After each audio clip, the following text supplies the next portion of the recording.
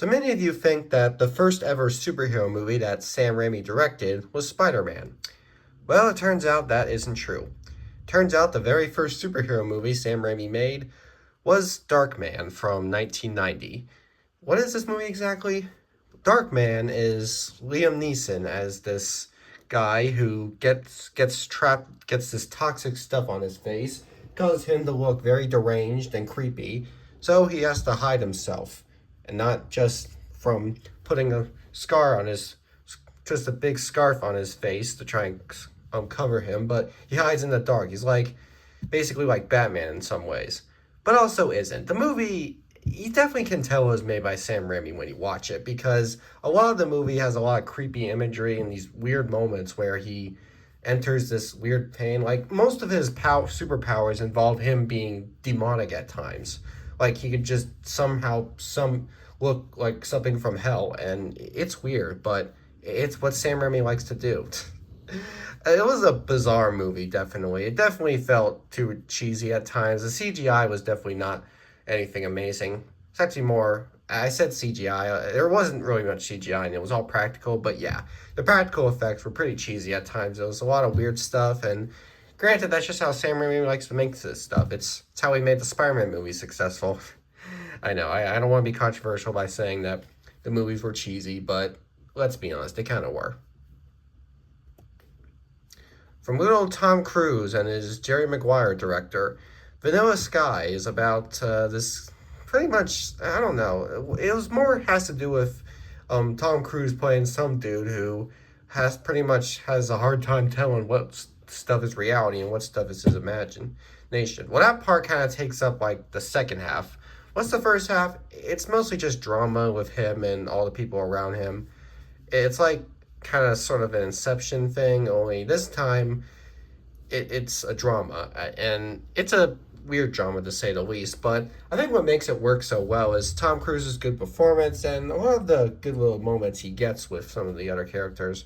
I think his scenes definitely do make this movie work better. He has a good performance in this, and the moment where we get to the second half where he's essentially entered a state of mind that you can't tell when he's dreaming or if he's in real life. So we pretty much have to figure that out ourselves. It's one of those kind of movies that we have to decide our own, and usually I'm not good at that. So I like a movie that can explain to me enough to where the stuff I have to figure out I won't be as difficult. So even if that kind of oversaturates a lot, the movie still works fine. It still is a really good movie that has some good heart, a good performance, and a pretty nice ending, I'll say.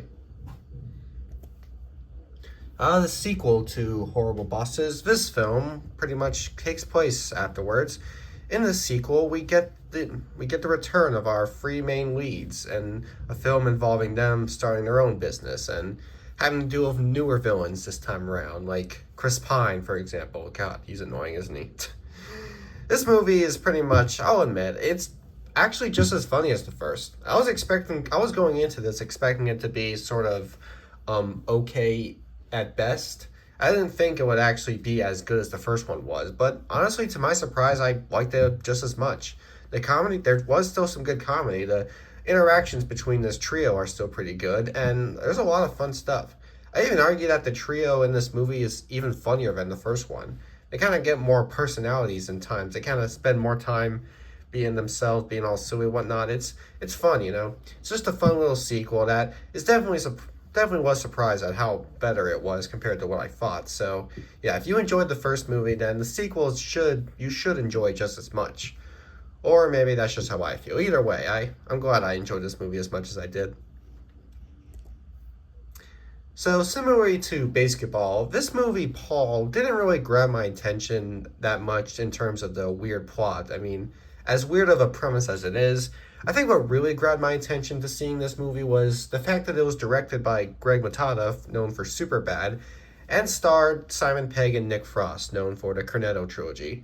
So with the mixed comedies, we have this movie about a weird alien who it talks dirty, likes to be silly or whatever, and pretty much has to be put on a road trip hidden from the FBI and the government.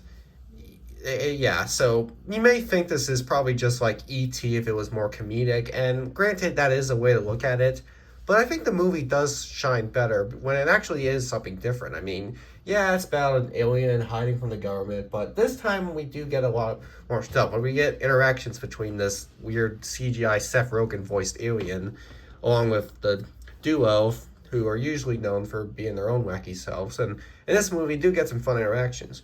We also get some fun performances from some other actors, some of the side characters like Jason Bateman, Bill Hader, Christian Wiig. There's some good side characters in this movie as well. The overall movie may not be as fun as E.T. or really even one of the best alien movies out there, but it is still fun for what it's worth. I did enjoy the majority of what the film had. It definitely had some good humor in it, and it should, if you enjoy alien stories, then this one should be fun. Alright, so in case y'all didn't know, while I am a huge fan of Eddie Murphy's comedy, I'm not really a big fan of Martin Lawrence's comedy. Yeah, Martin Lawrence just really isn't someone I'm all that big of a fan of, honestly. So when I found out that these two happened to have a movie where they star alongside each other, I just thought to myself, should I watch it? Should I not watch it? Should I go in and expecting to enjoy the Eddie Murphy stuff? Should I go in expecting to get annoyed by the Martin Lawrence stuff? Well, when I decided to go ahead and see it, I thought it's kind of a mixed bag in that way. The movie pretty much is kind of like that, you know. If you like Eddie Murphy, you should enjoy this movie. But if you don't like Martin Lawrence, that should be something you might not like for it. And with these two, that's kind of what it is. But the movie also goes for a weird kind of story too. This one revolving around two guys who are stuck in prison and spend like a while bonding with each other in ways. You may think it's sort of like a comedy version of Shawshank Redemption, and in a way it sort of is. But this time around, it kind of goes a lot more comedic directions, and again, most of the comedy is dependent on who it comes from. With Eddie Murphy's comedy, there is some good to it, but with Martin Lawrence's comedy, yeah, I kind of, that was the comedy that kind of made me go from enjoying this movie to thinking it's just, I mean, it still is decent because, you know, we still do got some those good Eddie Murphy performances, and while the story does sound cliche, they do give it some edges. Not all of those twerks they give it were amazing in my opinion, but I was a little thankful for the good stuff there was. Even if there wasn't a lot of good stuff to make this worthwhile, it was still decent enough. From good old Robert Zemeckis, we got this bizarre horror story about a woman who likes to stay young, so she gets to enjoy a potion that keeps her immortal and young looking. That Becomes Her has all sorts of fun stuff going for it. It's got Robert Zemeckis' fun direction, it's got Meryl Streep's fun performance, it's got Bruce Willis's fun performance, who honestly probably stole the show for me. The whole movie pretty much goes for a weird nonsense. I love how quirky the film is. Pretty much at times you're just wondering there's so much going on, but then there's just times where you actually can tell what it is. I think what really makes this movie work nice is just how over the top it is. Usually movies that go for being incredibly over the top can bother me, but with this movie, they do pace out the over the top moments better. Like again, Bruce Willis's over the top performance stole the show for me. He acts so surreal in this. Like he talks like he feels the most sane out of everyone or everything else that's happening. And then of course there's Meryl Streep, who's just trying to take the role in a serious manner, like she always does. And I can tell that's probably what made it work because, you know, she takes something that seems so ridiculous and makes a serious role out of it.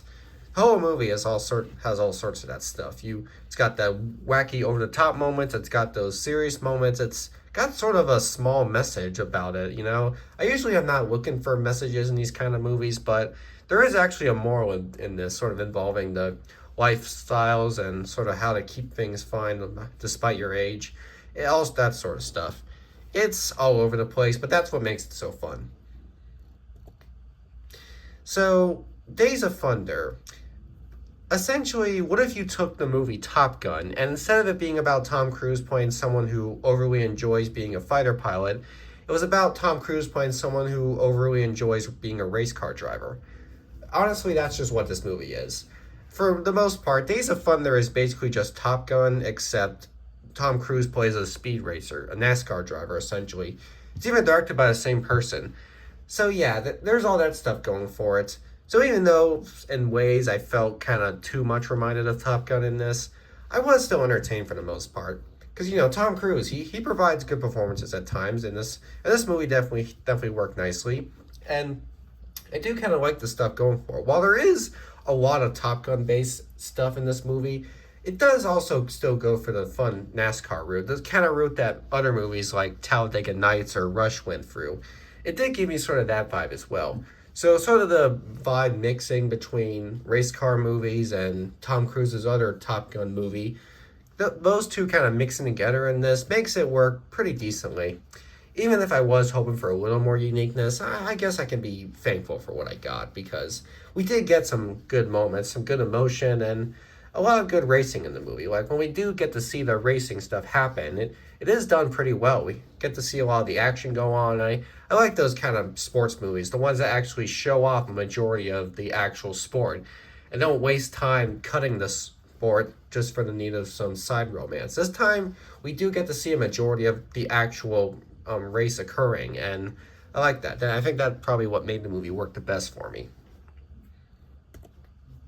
Okay, now here's a movie I could not get into. The Mask of Zorro is somewhat of a classic for the actor Antonio Banderas. Many consider this to be one of his most iconic performances. I consider it to be his most ridiculous performance. And that's coming from someone who also played Puss in Boots, who was, of course, partially inspired by this. The Mask of Zorro, why didn't I like it? Well, I think it mostly had to do with, yeah, this character's silly.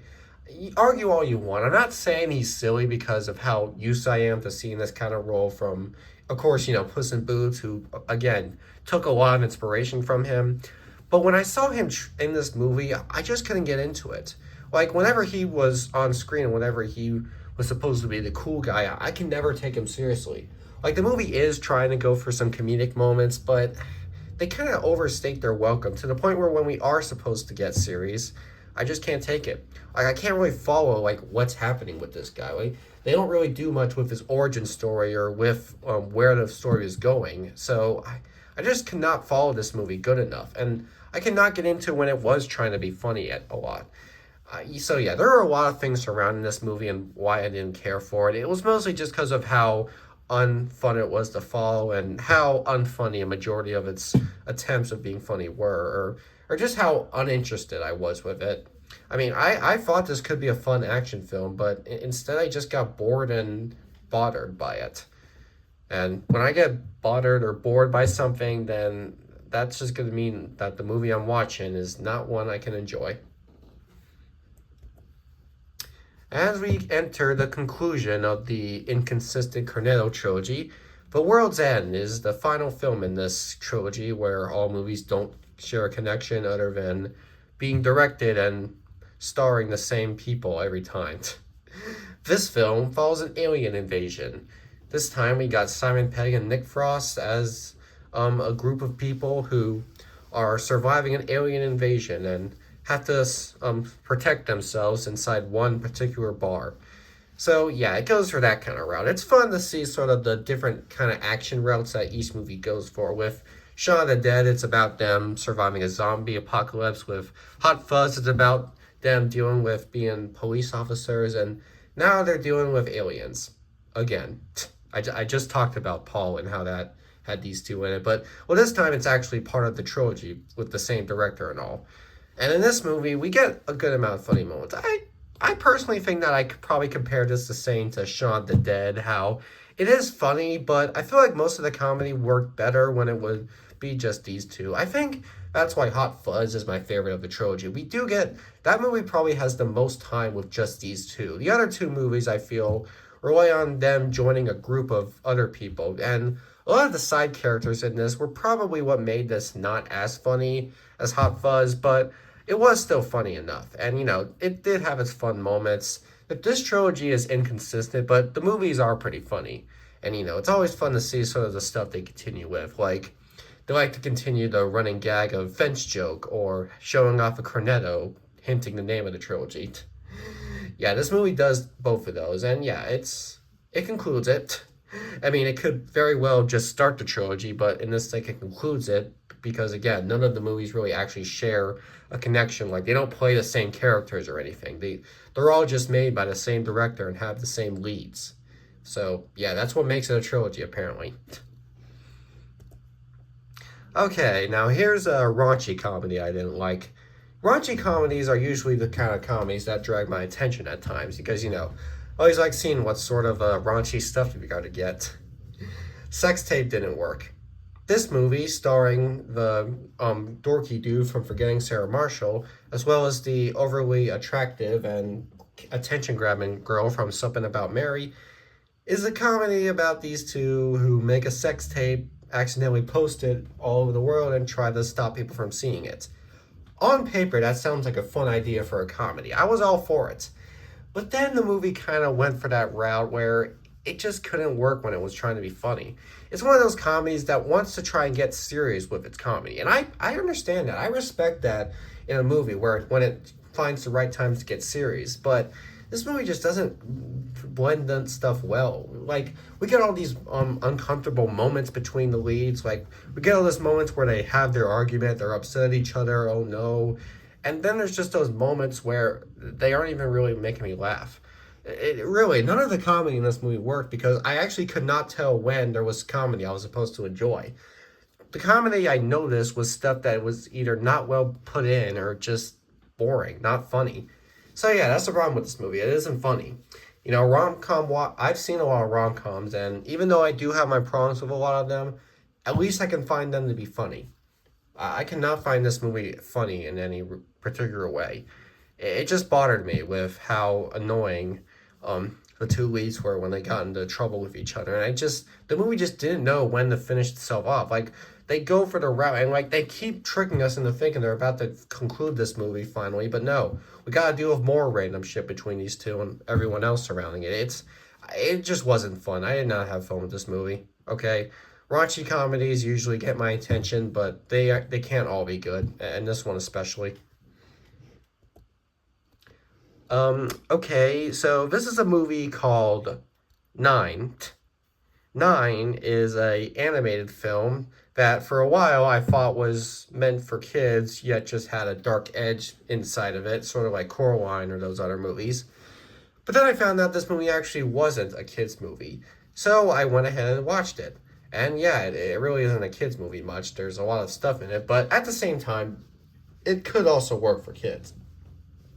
Either way, this non-kids animated film is about voodoo dolls and the apocalypse. And yeah, that's what it is. It's voodoo dolls surviving the apocalypse in weird ways. It has sort of the same style as some of the movies that companies like Leica would make. It also gives vibes of Tim Burton-esque, which of course is fitting because Tim Burton produced it. The movie has all that stuff to it, but I think what kind of dragged it off for me, what kind of made me lose the most interest was, for one, the animation. Now, don't get me wrong, around the first half, the animation was good. It definitely did look nice. But when we got to the action moments, I just wasn't put in as much. Like, when we got to those moments where there was action involved, that's kind of where the animation fell off for me. A lot of the action scenes just look more like stuff from a PS3 game. I honestly just couldn't buy into it as much.